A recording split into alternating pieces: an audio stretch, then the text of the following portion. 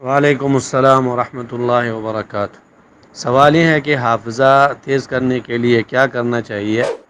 حافظہ تیز کرنے کے لیے قرآن و سنت میں کوئی خاص دعا منقول نہیں ہے، اما علماء کرام کے تجربے سے کچھ چیزیں جو ہے وہ بیان کی گئی ہیں، اگر ان پہ کوئی عمل کرے تو حافظہ انسان کا مضبوط ہو سکتا ہے، اور یہ ایک مجرب عمل ہے۔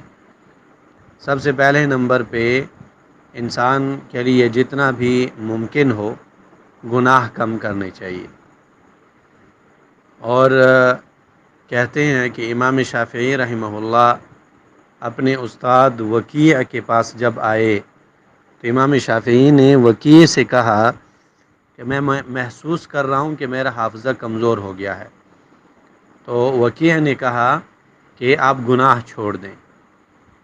تو یہ پہلی چیز ہے کہ انسان کو گناہ چھوڑ دینے چاہیے، اور گناہوں میں خاص کر وہ گناہ جس کا تعلق انسان کے نظر کے ساتھ ہے، آنکھوں کے ساتھ ہے، کیونکہ آنکھوں کا ڈائریکٹ کنیکشن ہے دماغ کے ساتھ، تو اس وجہ سے عام گناہوں سے اپنے آپ کو بچانا چاہیے، اور خاص کر نظر اور نگاہ کی حفاظت بہت ضروری ہے، اور یہ ایمان والوں کی صفت بھی ہے۔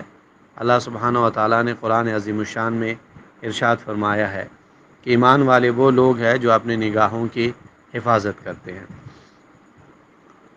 اور دوسرے نمبر پہ علماء کہتے ہیں کہ انسان کو مسواک استعمال کرنا چاہیے، اور مسواک انسان ایسے طریقے سے استعمال کرے کہ مسواک استعمال کرنے میں ہاتھ کی چھوٹی انگلی اور انگوٹھا یہ جو ہے دونوں استعمال ہو جائیں، ان دونوں کے بیچ میں یا ان دونوں کے مدد سے انسان کو مسواک استعمال کرنا چاہیے۔ ساتھ ساتھ علماء یہ بھی فرماتے ہیں کہ درود شریف جو ہے وہ زیادہ سے زیادہ پڑھنی چاہیے، اس میں اللہ تعالیٰ نے ایسا اثر ڈالا ہے کہ انسان کا حافظہ اس سے مضبوط ہو جاتا ہے۔ درود شریف کا اہتمام بھی کرنا چاہیے، لیکن نیت حافظہ تیز کرنا نہیں بلکہ اللہ تعالیٰ کی رضا ہونی چاہیے۔ ہر نیک عمل میں اثر ہے، تو درود شریف میں اللہ سبحانہ و تعالیٰ نے یہ اثر ڈالا ہے۔ اس کے ساتھ ساتھ علماء فرماتے ہیں کہ قرآن کریم کی تلاوت کرنی چاہیے دیکھ کر، یعنی ناظرہ پڑھنا چاہیے کم از کم ایک صفحہ ڈیلی کی روٹین کے ساتھ۔ اور اس کے ساتھ ساتھ علماء فرماتے ہیں کہ انسان کو تہجد پڑھنی چاہیے، چاہے 2 رکعت کیوں نہ ہو، یعنی کم از کم آپ نے لازمی روٹین بنانی ہے تہجد پڑھنے کی۔